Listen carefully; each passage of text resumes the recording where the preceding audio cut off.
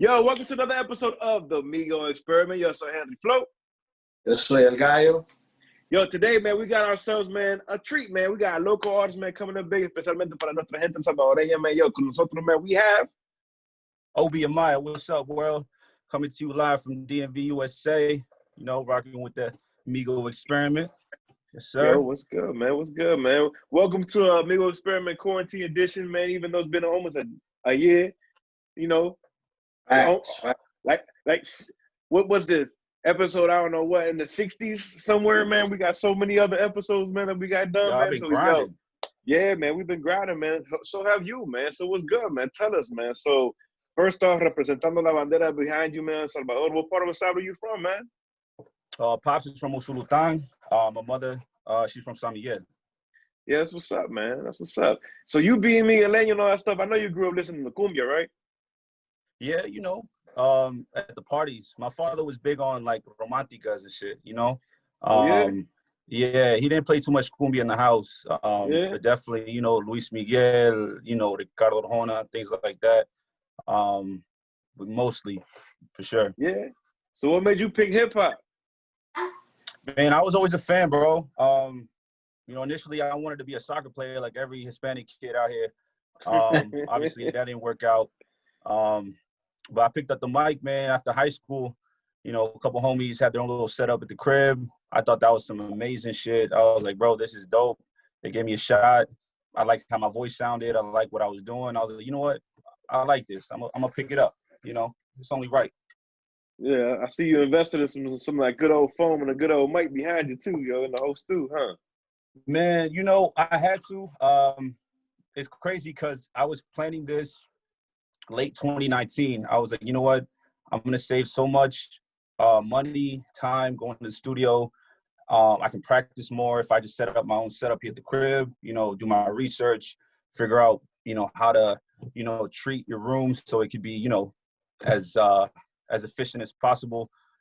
Did that, and COVID happened, so it was like a blessing. Yo, amen, man. Amen, man. Nah, that's good. That's good. Well, let me ask you. So you say you started working on your studio like in 2019 or so, but like, how long have you been, you know, working doing music overall in general? How long have you been working on that?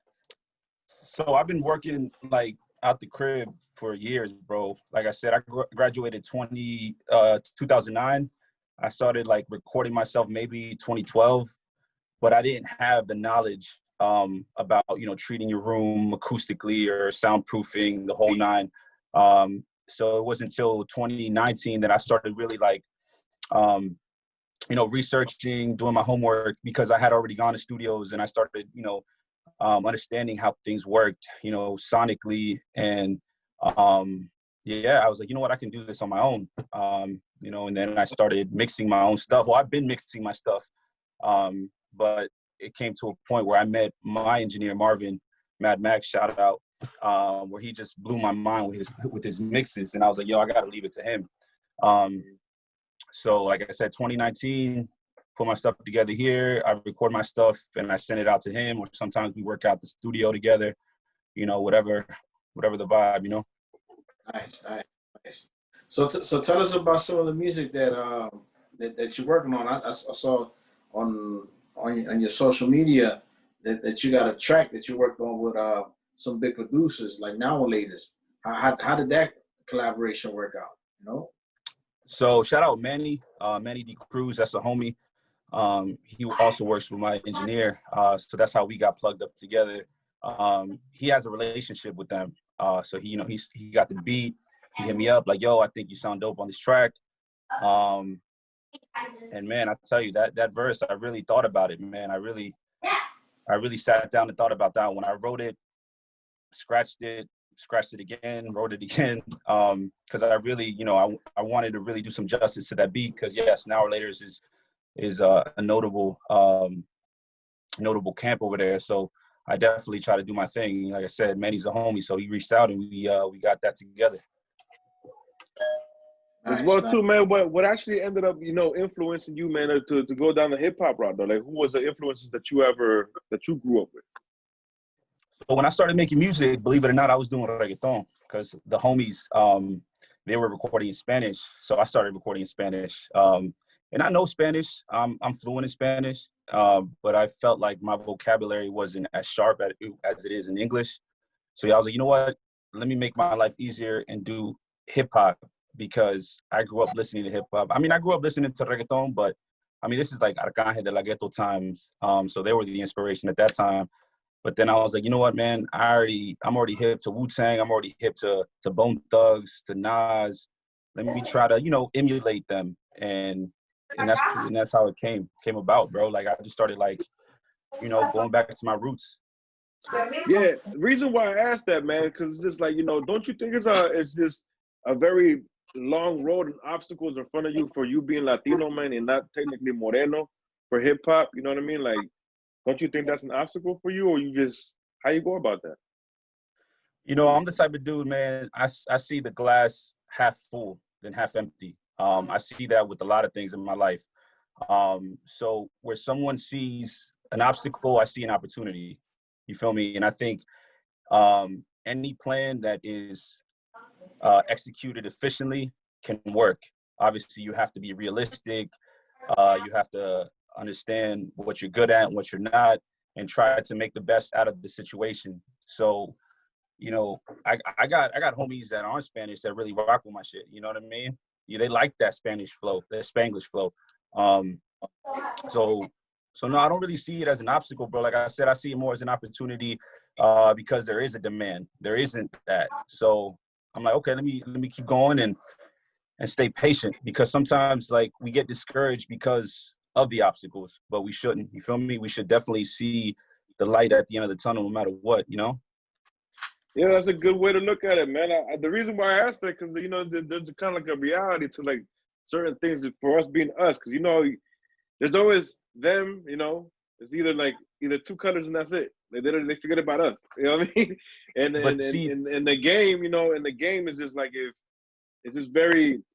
It can be very discouraging if you're weak-hearted. That's what you gave a very good answer. I respect your answer, man, because like it's focused. You know what I mean? It's focused to what you want and what you're trying to see at the end of the day. You know what I mean? Mm-hmm. Reason why I asked that question, because there are obstacles, but at the end of the day, it's exactly what you said. As long as you still see that light at the end of the tunnel and you keep focused at it, you're going to eventually reach it. You know what I mean? It's true. It's just that in hip hop, it's just, if you don't know somebody and somebody doesn't know somebody, you know what I mean? It really is a small world, especially for Latinos. Like Latinos, you gotta be like, I'm not saying you're not like a super spitter, but you have stories with your songs. You know what I mean? And you actually, I've heard your music, and you're hip hop. You're hip hop, man. Like, so it's just like, all right, cool. I respect it, because you're hip hop. You really are. You have a whole. Like, it's like you grew up listening to hip hop all your life, like the way you come out. You know what I mean? So it's just like, damn, he's really hip hop for real. Like there is not like, my man's really hip hop. So that's why I asked you, to kind of echo with what you're saying. Like, to kind of echo what you're saying. Like, I feel, we first generation Latinos, we're born here. Obviously, we grew up with the culture, the hip hop, but we don't have that many artists that are really mainstream, that are telling our story. You feel me? So there is, like I said, there is an opportunity for not just me, but other first generation hip hop artists to come up and tell our story, because I feel like there's so much that, has been left unspoken in hip hop, and that's, like I said, there's an opportunity there. And there's a lot to be said. No, I mean, and you're absolutely right, especially, being from this area, being, I guess us. I mean, I don't know how old you are, but growing up listening to hip hop, being from this area, knowing how this area is in terms of, you're either, like Flo said, being Latino or being, other, like there's a great divide. It hasn't been until lately that you've kind of seen everything kind of merge, and we speak of this because me and Flo have actually worked in the corporate world. What you see out in the streets is what you see in the corporate world as well. So we know how the executives think, you know, the people in the boardrooms, you know, how they think, like the radio stations and stuff like that. So for sure. It's hard. And it's funny because, you know, DC, the DMV is a major city. But it's not like the New Yorks or the Miamis or the LAs where you see, for example, radio stations are very integrated, where you have Latino personalities in a hip hop station, because you know Latinos are a big part of the hip hop scene, of the culture, but like you don't see that in the DMV, you know, at all. And you know that's something that, and we are part of the culture, believe it or not, you know. So it's something that, you know, this is actually one of the reasons why this podcast was created, to give a voice and outlet to the local artists, you know, to expose them to, you know, the area. Especially when we find folks, you know, like our culture. You said it, Yeah. first generation, bro. I'm first generation here. You guys first generation here. You know what I mean? We first generation. And we try and leave that stamp behind for that next trail, that blueprint, you know what I mean, for the chamaquito coming up after us. So, and we need that, like, for sure. So that's why I appreciate y'all for what y'all do. Facts. And for what you're doing. And not only for the Latinos in the DMV area, especially for the Salvadorians, you know, the Central Americans, because, you know, you have, you know, the Caribbean cultures in other areas, the Mexican Americans, the Puerto Ricans, the Dominicans. Strong. You know, strong in the game. They got a big foothold. They've put the blueprint out for us. Well, for Salvadorans, they hear us, they're like, oh, y'all know nothing about that. That's what I'm saying, yeah. There's a story to be told, you know. We got a different perspective on this side, you know. Absolutely. Like, we lived it, you know, we lived it too. Yeah. So, So it's, we have to be that voice, you know. We need more people we need to support more people like you, you know. Because you're not the only, you know. Like, there's more people like you, you know. And not just here in the DMV, and other cities as well. Like, they're just doing the thing, you know, making major moves as well. Facts. Yeah, man. Yo, so when you created View, man, tell me, man, that what's up with that record, man? With the what? Hold on, bro. My bad. Nah. So, all right. What minute is this so I can remember to tell the guy? All right, boom. 5, 4, 3, 2, 1. Yo, man, so I actually heard the record Grinding, man. It's like pretty much you just explaining, you know, like how you just grinding, man, and you just, I don't know, I guess you're telling a chick, man, you know, you don't know about me, but, you know, you gonna know about me eventually, man. So tell us a story, man, about you, man. So tell us exactly what it is that you do from 9 to 5 right now. Are you just straight music, man? Are you, what's up? Right now I'm working part-time. I work at a restaurant right now, serve for right now. I took that job, man. I had a 9 to 5, you know, 2016, something like that. I quit the job because I was, you know what, I want to focus on music more. You know, I was going to work in a suit and tie, you feel me? It was like the whole benefits, all that. But, you know, I was like, you know what, I'm 25 at the time. If I want to make something happen, I gotta invest some time. So I quit the job, took a serving gig in the city, and my music, man, just kind of took off. Let me ask you this: how, since you know, everything, you know, the pandemic and everything, how has it affected? Has it affected you? Like, obviously, it's affected everybody, you know, positively or negatively. But as far as your music career goes, how do you feel? Has this motivated you more? How has it affected you, you know, as far as your music career goes? So, no disrespect to anybody, COVID was a blessing for me and like creatives all around, because it gave us time to stay at home, create, and put content out.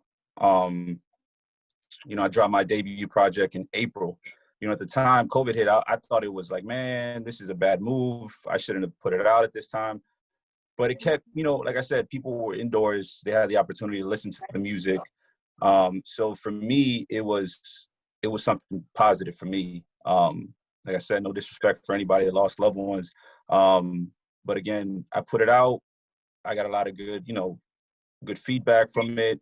And it was a good time, bro. I locked in, made a lot of music. There's still a lot of music that is soon to come out, music that didn't make the first cut because it just didn't go sonically. You know, shot a lot of videos. I had a strong team behind me that was also hungry. So it was full force ahead, bro. It was a good time for me. Right, that's what's up. That's good to hear, man. I love to hear that because, like, I think that's echoed throughout the industry. You know, despite the negative effects, you know, from people losing loved ones and things of that nature, or people losing their businesses and things of that nature. Mm-hmm. It gave people time to kind of reflect, you know, lock down in the studios for people that had studios in their homes and just make music, crank music, and just produce content and just keep going. So I'm glad. I'm happy for you, man. Appreciate that. That you was able to, you know, do your thing and put material out and get positive feedback. That's awesome. Yeah, man. But also on some, you know, more real stuff right now. Let's keep it real, man. So, like, if you had the bread right now, man, who would you collaborate with right now, bro? Who you be like, man? Yo, what's up? Probably J. Cole for sure, but that's big bread right there. He's a big influence on me, for damn sure. Kendrick. But again, I got to get to that level first. You feel me? Yeah. Hey, look, the reason why I asked that question, man, because why not shoot big? You know, and that's pretty big names right now. You know what I mean? Especially like the way they are. So you'll consider yourself more of a lyricist kind of like them, then. That's what your influence is. For sure. Yeah, I like to you know, remain conscious in my music. You know, tell stories. You know, kind of you know, convey emotion and you know, let people inside of my head a little bit. And also touch on things that, you know, affect, you know, Hispanic communities. You know what I'm saying? I got a video actually coming out next week, sometime next week. I got to lock in the date. But it's gonna touch a few people, bro. I got a lot of graphics in there that are very real. My subject matter as well. Again, I like to remain in touch with my roots in my music as well. As you know, the Spanglish flow, you know, and touching on subjects that affect you and I, and you know what I'm saying, like real shit. What's a quick synopsis to that particular video, that song you're about to drop? Quick synopsis. Let's just say it kind of goes hand in hand with what's going on right now with like kids at the border and what us, the first generation, is doing with our opportunity here in the States. Again, I got, you know, kids in cages. I got me in a suit in front of the monuments, you know, in front of the Lincoln Memorial. So again, it's kind of like a metaphor for like what's going on, like with how people seek opportunity coming from Central America or other parts of the world to the States to seek, you know, refuge, opportunity, whereas I am already here and I'm trying to make something out of myself with that opportunity that my father, you know, granted me when he came here in the 80s. So again, just gotta stay tuned, bro. It's dope. My boy Angel shot that. Shout out Angel Pro Visuals, man. Yo, man, as well too, man. Do you have any other shout outs to like any other upcoming, you know, local artists, man, that you believe it actually got what it takes, man, right now? Well, I mean, I'm that guy, honestly. I look up to a lot of artists around here, bro, that have come way before me. You know, Sway, 848, Fito Corleone, Stunner Lorenzana, cats that I've looked up to, and I've given them their roses already. They know how I feel about them. They're the homies. But shout out to my boy Marvin Arbeza, Mad Max, my engineer. Shout out Angel Montalvo, you know what I'm saying? Pro Visuals, that's my guy. And yeah, man, shout out Rena B from the DMV. That's the homie too. We out here, bro. That's what's up, man. Yo, plug yourself in as well, man. How can everybody follow you, man? Listen to your music, man, the whole nine. Yeah, so you can find me on Instagram at OB301, OBE301. YouTube, Obi Amaya. Spotify, Apple, Tidal, just search up Obi. I'm going through the whole admin stuff about changing my name to Obi Amaya and all the, you know, distribution, all the platforms and stuff like that. That's something that I'm working on right now. Just because it was a little difficult to find me on there. I had to rebrand a little bit. But yeah, Obi Amaya, stay tuned. We out here. All right, man. Yo, so comment, subscribe below, man. Yo, Obi, thank you for your time. I appreciate it, man. Real talk, man, especially representing nuestra gente latina, especialmente El Salvador. Arriba El Salvador! You know what I mean? Always. At the end of the day, man, yo, we are here for you, man. So go ahead and drop the comment, like, yo, share us as well, man. Follow me as well, man, at Henry Flow, ATNRY, FLO_DCF. Make sure you follow me and Gallo, MIGO Experiment, MIGO Productions. Yes, sir, man. Yo, we out, man. Stay tuned. Bye. Appreciate it.